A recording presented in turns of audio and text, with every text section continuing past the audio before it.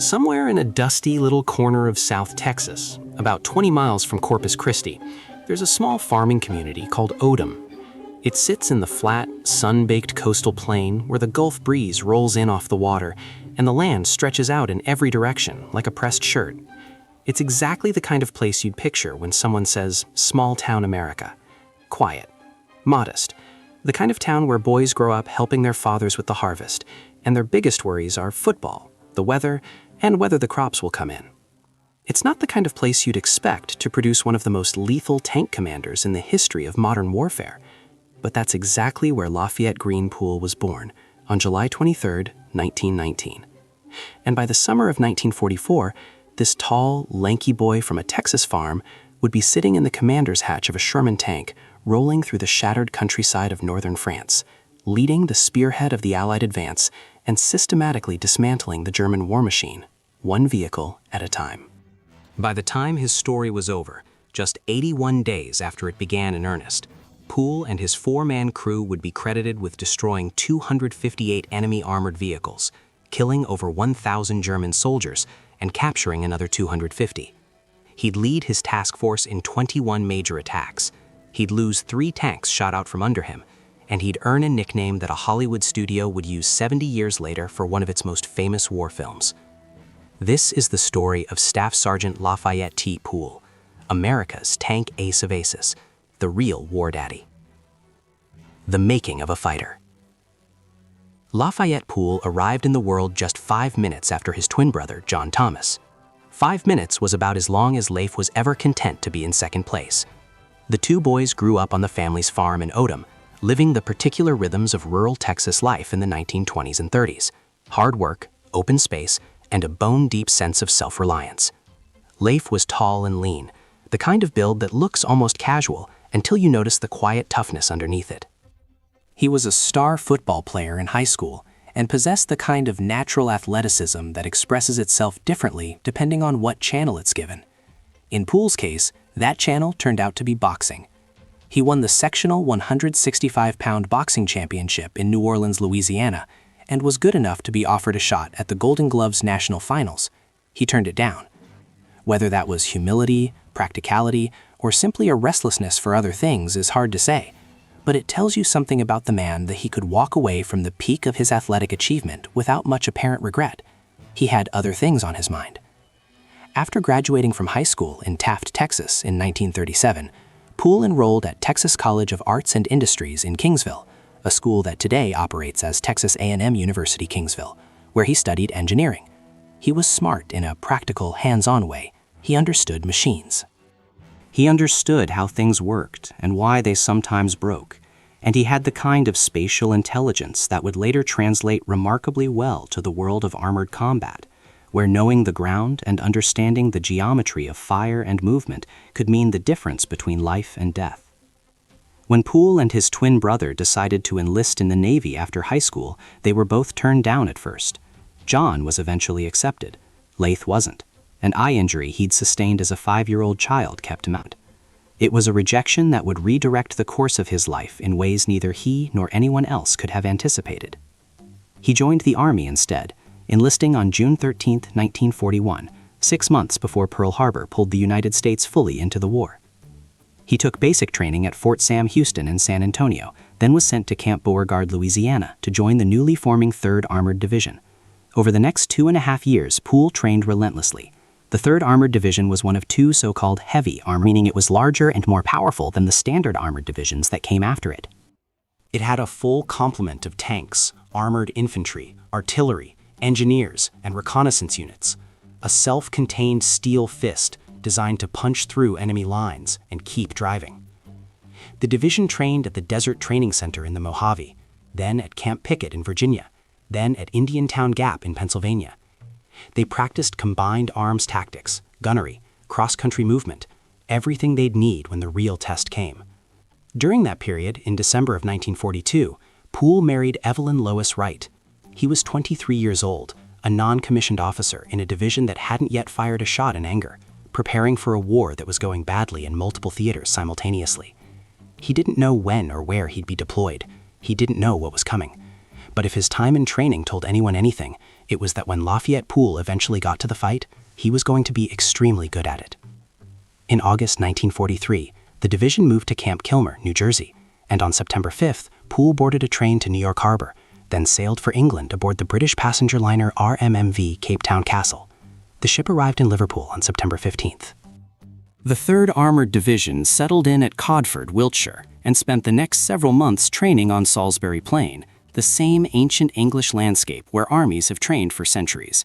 They were waiting for the word to cross the channel. While in Liverpool, Pool did what Pool did. He boxed. The story goes that he volunteered to spar against Joe Louis, the world heavyweight boxing champion, who was stationed in England conducting exhibition bouts for Allied troops as part of the Special Services Division's morale program. It was supposed to be a friendly exhibition. Pool, apparently, did not receive the memo about the friendly part. He got a little too enthusiastic, wrapped Louis with some solid shots, and the Brown Bomber, one of the greatest fighters who ever lived, reportedly put his arm around Pool and said something to the effect of, "White man, I'm going to teach you a big lesson." Louis then proceeded to give Pool a thorough education, though there was no knockout. The story is entirely in keeping with everything we know about Lafayette Pool. He went forward. He was never content to be passive. Even when sparring the heavyweight champion of the world, he couldn't help himself. Pool and his crew, specifically the men who would become the backbone of the In the Mood team, received their Sherman tank and named it in late 1943 or early 1944. When asked why he named it In the Mood, Pool gave an answer that's equal parts simple and revealing. "That's the way I felt then," he said, "just in the mood for anything." It was also the name of a Glenn Miller swing song from 1939 that had been dominating American radio since before the war, a bright, driving piece of jazz that made you want to move. It was the perfect name for a tank crew that would never, in 81 days of combat, sit still. The machine, what Pool had to work with. Before we follow Lafayette Pool into battle, it's worth taking a moment to understand the tool he was using, because the Sherman tank is one of the most argued about weapons in the history of the Second World War, and the debate surrounding it forms a crucial part of Pool's story. The M4 Sherman was America's primary medium tank throughout the war. By 1944, more than 40,000 of them had been built, and they were everywhere, in Allied hands across every theater of the conflict. The Sherman was, in many respects, an outstanding piece of machinery. It was mechanically reliable in a way that German tanks often weren't. It was relatively simple to maintain, easy to produce in enormous numbers, and robust enough to keep running under conditions that would leave more temperamental designs stranded by the side of the road. It had a top road speed of around 26 to 30 miles per hour, decent cross-country mobility, and a 5-man crew that, with practice, could operate it as a tight, well-coordinated unit. But by 1944, the Sherman was facing a serious problem. Germany had dramatically upgraded its armored forces. The Panzer IV, which the Sherman had been designed to fight on roughly equal terms, was now supplemented by the formidable Panther, a tank that outgunned and out-armored the standard Sherman in nearly every measurable way. The Panther's long 75mm gun could penetrate the Sherman's front armor at ranges well beyond 1,000 yards, while the Sherman's own 75mm gun struggled to punch through the Panther's well-sloped frontal plate even at close range. And then there was the Tiger, with its terrifying 88mm cannon, capable of knocking out a Sherman at almost any combat distance. The Sherman had another problem that its crews knew about in grim, personal terms. It caught fire. An armor-piercing round that penetrated the hull could ignite the ammunition stowed in the walls of the turret, turning the tank into an inferno within seconds. Allied tankers called them Ronsons, after the cigarette lighter brand whose advertising slogan was, "Lights first time, every time." The Army eventually developed the so-called wet stowage system, which encased the ammunition in liquid to reduce the fire risk, but this upgrade arrived gradually and didn't solve everything. The answer to the firepower problem, at least partially, came in the form of the 76mm gun. Starting in 1944, select Shermans were fitted with a longer, higher-velocity 76mm cannon in a new, wider turret. This gun fired a round significantly more capable of penetrating German medium armor, and it could dispatch a Panther with a well-placed hit to the side or rear. It still couldn't reliably crack a Panther's thick frontal plate at range, but it was a genuine improvement. And in the hands of a skilled gunner with an aggressive, tactically astute commander, it could be devastating. Lafayette Pool's 2nd and 3rd tanks, the ones that carried him through the heart of his 81-day campaign, were both M4A1 76W Shermans. The 76 denoted the upgraded gun, the W denoted wet ammunition stowage. They were among the most capable Shermans available in 1944, and Pool knew exactly how to use them. His philosophy, as we'll see, was built on speed, surprise, and position. Getting in close, getting to the flank, and making his shots count before the enemy could respond. The Sherman wasn't a tiger killer by brute force, but in Pool's hands, it was something else entirely. A scalpel wielded by a man who understood exactly where to cut. The Killing Ground, France, summer 1944. To understand what Pool accomplished, you need to understand the world he was fighting in during the summer of 1944. By the time the 3rd Armored Division landed on Omaha Beach in the days following June 6th, the Allied campaign in Normandy was already in danger of grinding to a halt. The problem was the bocage. The Norman countryside, particularly in the area around Saint-Lô, is carved up by the bocage, a centuries-old system of field boundaries made of earthen banks 2 or 3 feet thick and topped with dense hedgerows sometimes 5 or 6 feet tall. These weren't decorative shrubbery, they were ancient natural walls, packed with roots and earth and centuries of compressed soil, and they turned the landscape into a labyrinth of small fields separated by barriers that a tank couldn't push through without bogging down or exposing its thin, vulnerable underbelly. Every field was a potential kill box. Every hedgerow was a potential ambush site. The Germans had been in Normandy for 4 years. They knew this ground the way a farmer knows his fields. Their defenders, infantry equipped with Panzerfausts, the single-shot rocket-propelled grenade that could knock out a Sherman at close range, as well as anti-tank guns positioned to fire down the long, narrow farm lanes, had turned the bocage into a nightmare for Allied armor. Progress was measured in yards, not miles, and the casualty rates were staggering. 1,000 Americans dead per kilometer of advance in some sectors. The 3rd Armored Division entered this environment on June 23 through 24, 1944, landing on the beaches just over 2 weeks after D-Day. They were fresh, trained to the peak of their abilities, and about to discover, as every unit that entered the bocage discovered, that nothing quite prepares you for the reality of combat. Then came Operation Cobra. General Omar Bradley had been planning it for weeks, a concentrated aerial bombardment of the German front lines on a narrow strip of ground west of Saint-Lô, followed by a massive armored thrust through the gap.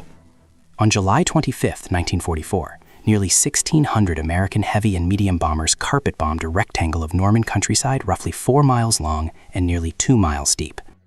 The results were devastating for the Germans, who found their communications shattered, their armor overturned, and their infantry positions cratered beyond recognition. Fritz Bayerlein, commanding the shattered Panzer Lehr Division, described the bomb carpets rolling toward his lines like a natural catastrophe, with fountains of earth rising into the sky. Within 2 days, the German 7th Army reported 7 ruptures along its line. The 3rd Armored Division was part of the force that poured through those ruptures. Engineers had solved the hedgerow problem in the weeks prior by welding steel beams from the Normandy beach obstacles onto the fronts of Sherman tanks, turning them into bulldozers that could punch through the earthen banks at speed without exposing their bellies. Now, with the German lines broken and the Panzer reserves mostly committed against the British and Canadians around Caen, where roughly 600 German tanks were engaged compared to only about 110 facing the Americans, the Spearhead Division had room to move.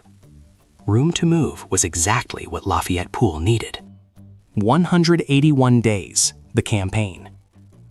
Pool's first taste of combat came on June 29, 1944. The 3rd Armored Division launched its initial attack near Villiers-Fossard, northeast of Saint-Lô, pushing against positions held by a reinforced German battalion with artillery and anti-tank support. The terrain was exactly as described: small fields, dense hedgerows, thick with defensive potential. Pool's first tank, the original in the mood, was an M4A1 with the standard 75mm gun. He was 24 years old, a staff sergeant leading his platoon into combat for the first time. He drove straight into it. Pool led from the front, always. It was temperament as much as tactics. He was claustrophobic for one thing, and preferred to ride with his head and shoulders above the commander's hatch, rather than sealed inside the steel hull like a sardine. Which meant he had a better view of the battlefield than most commanders and could react faster to threats. He could see the ground. He could call his shots. During that first engagement on June 29th, he claimed 3 enemy vehicles destroyed. It was a beginning. It was also almost the end. During the fighting around Villiers-Fossard, a German soldier with a Panzerfaust, the ubiquitous and deadly German single-shot rocket launcher, scored a hit on In the Mood. Pool and his entire crew bailed out of the stricken tank. Everyone got out. Everyone was okay. And within days, Pool had acquired a replacement tank. He named it In the Mood. This is a pattern worth noting. Pool lost 3 tanks in 81 days of combat. 3 times an enemy weapon found his machine. 3 times, he and most of his crew walked away. Some of that was skill, positioning, movement, knowing when to push and when to pull back. Some of it was the particular tactical style he'd developed, which involved getting close and getting to the flank, rather than slugging it out in frontal engagements where the Sherman's weaknesses were most exposed. And some of it, by any honest accounting, was fortune. The remarkable, inexplicable fortune that sometimes attends men who seem to have a relationship with the chaos of combat that goes beyond mere ability. The second In the Mood was an M4A176W, the upgraded version with the better gun. This was the tank that carried Pool through the heart of Operation Cobra and the subsequent breakout that transformed the war in Western Europe. After the Cobra breakout punched through the German lines in late July, the campaign shifted in character almost overnight. The grinding attrition of the bocage gave way to something faster and more fluid, a war of movement, of exploitation, of long columns of armor racing down French roads with the sun in their faces and the smell of diesel and dust in the air. The German 7th Army was collapsing. Units that had been defending every hedgerow 3 weeks earlier were now trying to stay ahead of the Allied advance, pulling back along roads crowded with the debris of a retreating force. For Pool, this was when the numbers started accumulating. During the fighting near the Falaise Gap in early August 1944, where Allied forces were trying to close a pocket around the German 7th Army and destroy it as a fighting force, Pool was consistently at the front of Task Force Y, Combat Command A, 3rd Armored Division. His job was to lead.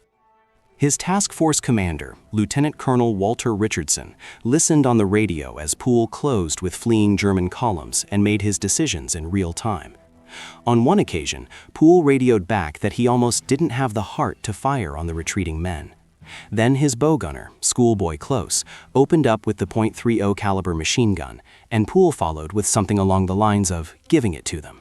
He was not a man given to sentimentality in the middle of a fight. On August 17th, the second In the Mood was knocked out near the village of Fromental. The accounts vary slightly. Some sources say it was destroyed by German bombers, others that it was hit by friendly fire from an American Lockheed P-38 Lightning fighter that mistook the tank for an enemy vehicle. Regardless of the cause, Pool and his crew escaped again without serious injury. And again, Pool immediately set about getting another tank. He named it In the Mood. The crew of In the Mood was not simply a collection of individuals who happened to occupy the same vehicle. They were a tightly knit team, bound by shared experience, shared danger, and the particular dark humor that combat soldiers use to stay sane. Corporal Wilbert Richards, Red, or sometimes Baby, was the driver. Red-haired, 5'4", and 24 years old, he had a baby face that belied his skill behind the controls. Pool would later brag that Richards could parallel park that big Sherman in downtown New York City in rush-hour traffic. As the man whose hands were literally on the controls of their survival, Richards was not someone Pool could afford to be wrong about. Private First Class Bertrand Close, Schoolboy, was the assistant driver and bow gunner, handling the forward-facing .30 caliber machine gun. He was just 17 years old when the war began for him in France, still, as Pool put it, with peach fuzz on his face.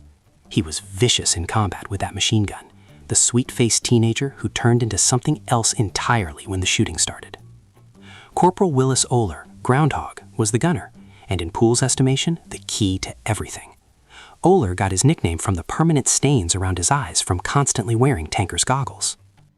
Pool's assessment of his gunner was direct and unambiguous.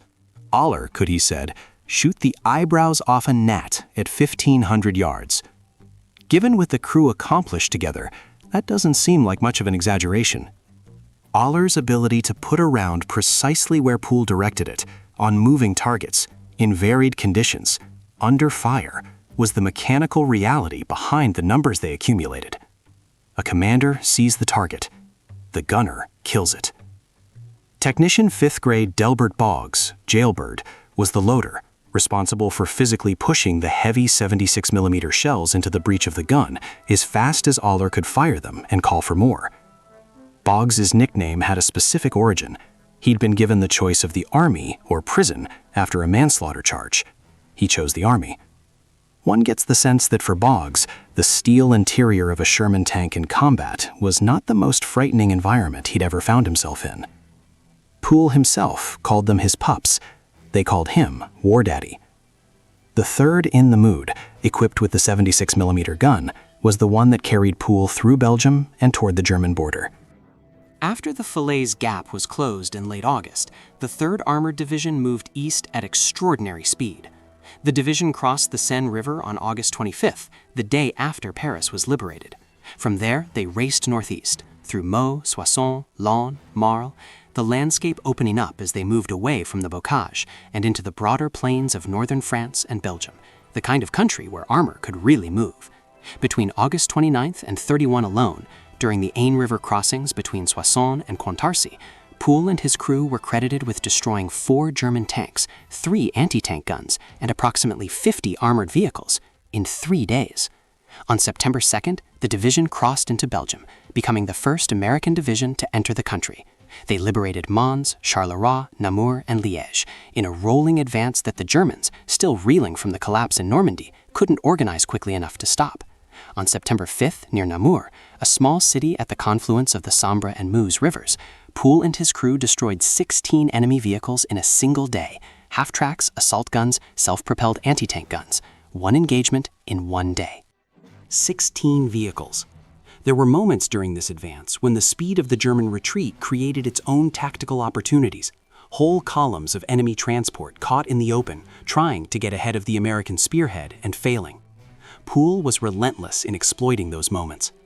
There was a particular incident near Namur, or in the Belgian advance, recounted in several sources, that captures something essential about how Pool fought. His column came under fire from the left flank. Rather than halting the entire column to deal with the threat, Pool told the rest of the unit to keep moving, while he broke off within the mood to handle it himself. They found the enemy unit, no tanks, but a collection of half-tracks and armored cars, and proceeded to destroy half a dozen vehicles before rejoining the advance. It was a masterclass in tactical thinking. Don't let one threat hold up the whole operation. Isolate it, deal with it quickly, and get back to the objective. This was the kind of judgment that can't be taught in training. It comes from a particular kind of mind, one that can hold multiple things simultaneously and decide instantly which one matters most. The advance from Normandy to the Belgian border covered nearly 300 miles. In that same period, roughly 2/3 of the division's 232 Sherman tanks had been disabled at least once, requiring repair or replacement. The 3rd Armored Division was burning through machines and men at a ferocious rate, and they were still going. Pool's long-range tank kill against a German Panther, recounted in several contemporary accounts, gives some sense of the crew's capabilities at their peak. The Panther was one of the most capable tanks the Germans fielded, well-armored on the front, fast, with a long-barreled 75mm gun that could reach out and kill a Sherman at distances the Sherman's own gun struggled to match. A 1,500-yard shot against a Panther's side armor was at the outer edge of what the 76mm gun could reliably accomplish. Pool spotted the tank, called the range to Oehler, and Oehler fired once. The round hit. The Panther's ammunition detonated inside the turret. The turret blew clean off. Pool's commanding officer later said of him, in an assessment that has been quoted in accounts of his service ever since, "Pool is the tanker of tankers." His task force commander, Richardson, watched him function in combat and trusted him completely, enough to give him a leadership role that went well beyond his rank as staff sergeant. Pool was offered both an officer candidate school position and a battlefield commission during the campaign. He turned both down both times. His reasoning, as he expressed it in various ways, was consistent. He had the best crew in the division, and he was not going to leave them to go sit at a command post and fill out paperwork. For the Distinguished Service Cross he was awarded for his actions from August 29th to 31st, 1944, the citation described it this way. Commanding the lead tank, alone, Pool had accounted for 4 German tanks, 3 anti-tank guns, approximately 50 unarmored vehicles, and an overwhelming number of enemy soldiers killed or wounded. The citation described his courage as unflinching in the face of devastating hostile fire, and credited his leadership with allowing the rapid advance of his task force with a minimum of casualties. The final day. September 19th, 1944.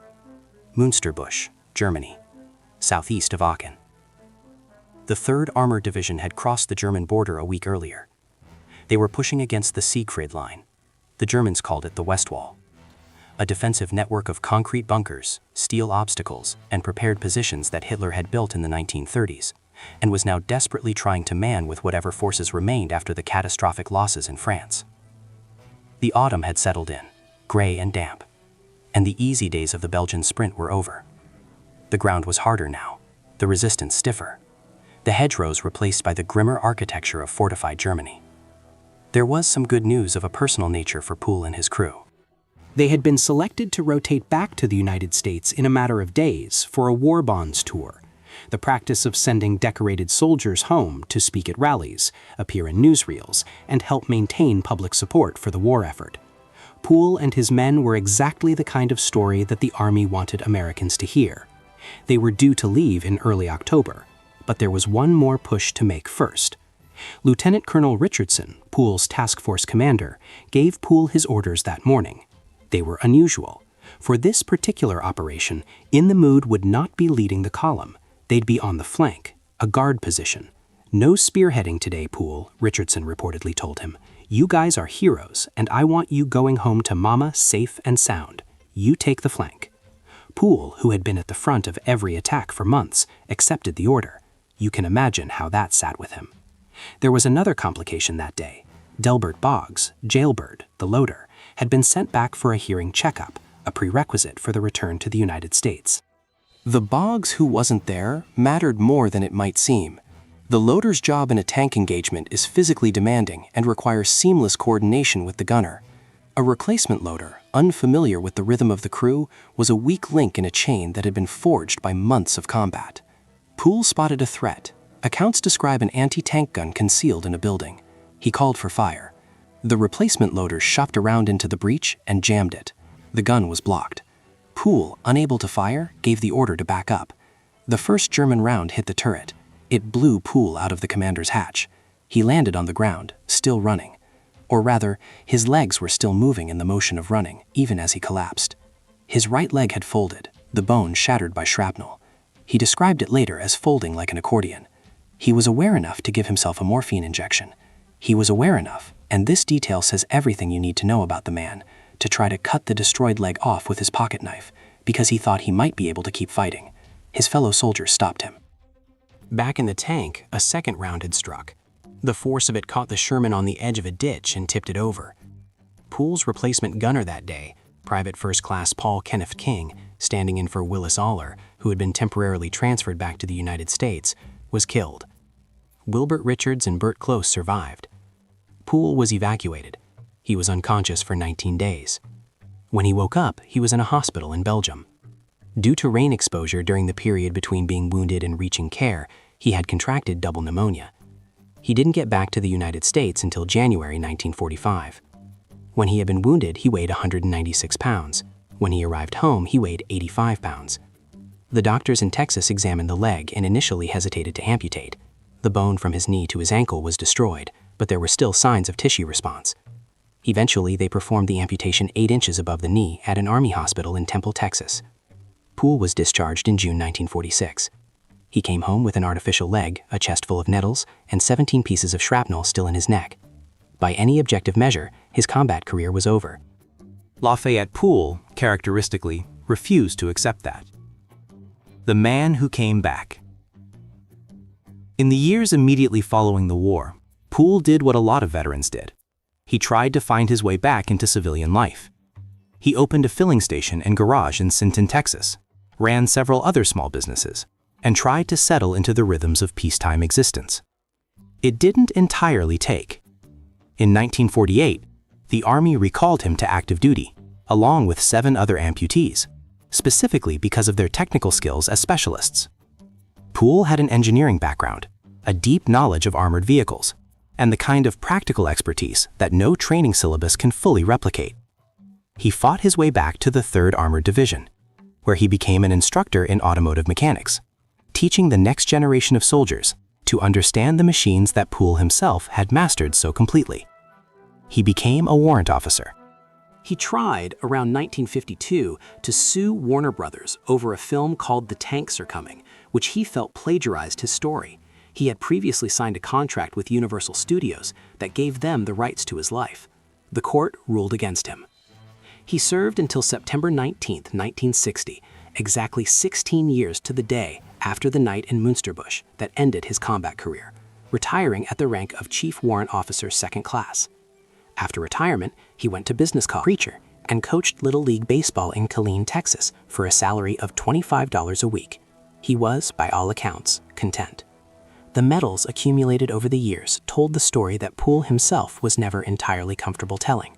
The Distinguished Service Cross, the Legion of Merit, the Silver Star, the Purple Heart, the Belgian Four Guerre, representing his unit's service in Belgium, the French Legion of Honor, awarded by a grateful nation whose countryside he had crossed as a fighting man.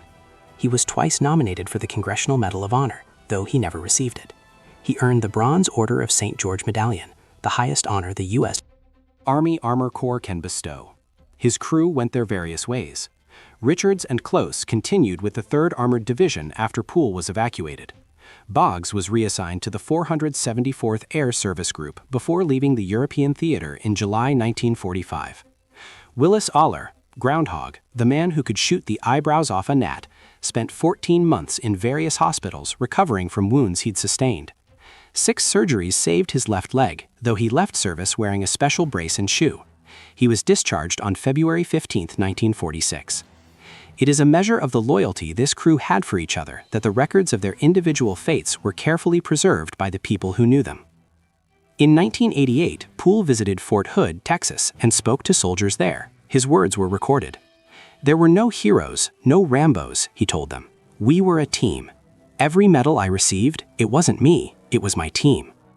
When asked for advice to give modern soldiers, he answered in the most direct terms imaginable.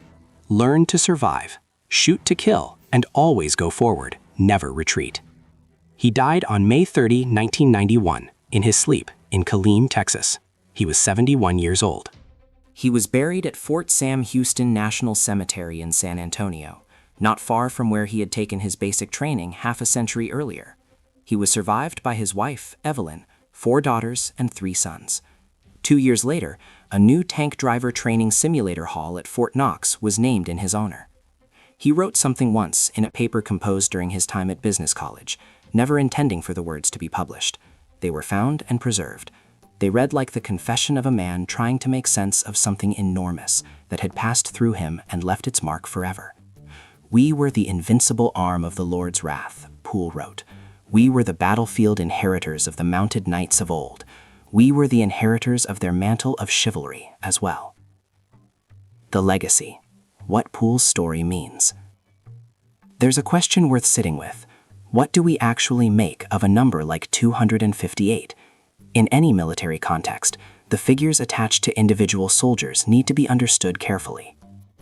Pool's tally of 258 enemy vehicles includes not just tanks, of which 12 were confirmed, but the full spectrum of German armored fighting vehicles, Panzer IIIs and IVs, Sturmgeschütz self-propelled guns, Panzerjäger tank destroyers of various types, and half-tracked armored personnel carriers. The Panzer III was becoming obsolete by 1944, but was still in service. The Sturmgeschütz, a low-profile turretless assault gun that the Germans produced in enormous numbers, was both effective and dangerous. The Panzerjäger variants combined anti-tank guns with armored hulls and were used aggressively against Allied armor throughout the campaign. Every vehicle in that total of 258 was a threat. Every one of them, destroyed, represented German combat power removed from the battlefield permanently. In 231 days of total combat, the 3rd Armored Division as a whole lost 2,540 men killed and 7,331 wounded, with 632 Sherman tanks destroyed. Pool, in 81 of those days, contributed to an outcome that was as much tactical as statistical. He led his task force in 21 major attacks, and his position at the front of the advance was not ceremonial. He was there because that was where the decisions happened. Where you could see the ground, where you could respond. His story is also, unavoidably, the story of the Sherman tank and what it could accomplish in the right hands. Generations of military historians have debated whether the Sherman was fundamentally outclassed by German armor, and the answer is yes. In many individual tank versus tank matchups, it was. A Panther was a harder vehicle to kill than a Sherman in a straight frontal engagement. A Tiger was harder still. But Pool's approach, aggressive flanking, short engagement times, leading with surprise and speed rather than armor, extracted maximum value from what the Sherman was genuinely good at. The 76mm gun gave him the reach to make those flanking shots lethal. His crew's gunnery efficiency, which consistently outscored other crews in division evaluations, made the most of every round they fired. And then there is the 2014 film Fury, directed by David Ayer, starring Brad Pitt as a tank commander named Don War Daddy Collier. The film's producers have never been precise about which specific aspects of Pool's story informed the fictional character, and the film takes substantial liberties. Different setting, different crew, different narrative arc. A story set in the final weeks of the war in April 1945 rather than the summer and autumn of 1944. But the nickname was not an accident. Brad Pitt's character exists, in part, because Lafayette G. Pool existed. The film used the last operational Tiger tank in the world, Tiger 131, maintained by the Bovington Tank Museum in England, as well as 10 working Sherman tanks. It was an extraordinary effort at authenticity in service of a fictional story. The real story, the one that played out on the roads and fields and rivers of France and Belgium in the summer and autumn of 1944, was, if anything, stranger and more extreme than anything the filmmakers put on screen. The title this video uses, Texas Farmer, is a slight compression of Pool's actual background, which was farming adjacent if not strictly farming itself. He grew up on a farm in Odom. He had the practical engineering mindset of someone raised to fix what was broken and make things work. Whether or not he ever drove a combine or baled hay in any serious professional sense, he was shaped by that world, by the South Texas landscape, by a culture of self-reliance and problem-solving, and the fundamental understanding that if something needs doing, you go do it. That's the man who climbed into a Sherman tank in the summer of 1944 and did not stop until Germany's West Wall stopped him.